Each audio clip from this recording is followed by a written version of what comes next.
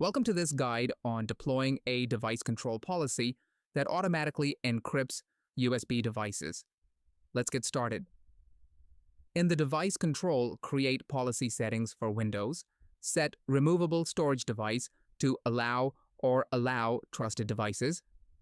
Under device access settings, set the access settings for unencrypted devices to read-only. Then, turn on the option that notifies end users to encrypt the device when they need write access. Next, choose the encryption method. I'm selecting 256-bit encryption. Once everything is configured, you can save and deploy the policy. Once the policy is deployed, users will be able to read files from the removable storage device. However, if the user attempts to transfer a file from the computer to the device, the action will be blocked and they will be prompted to encrypt the drive to enable write access. Upon selecting the encryption option, the user will be required to set and confirm a password to initiate drive encryption.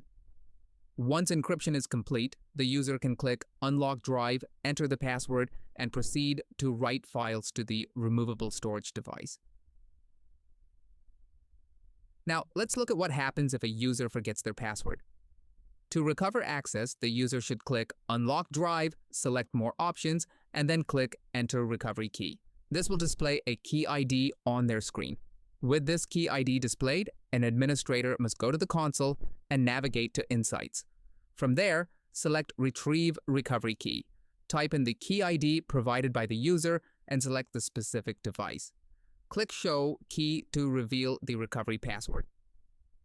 Finally, the user enters this recovery key into the BitLocker recovery option to successfully unlock the drive. Thanks for watching.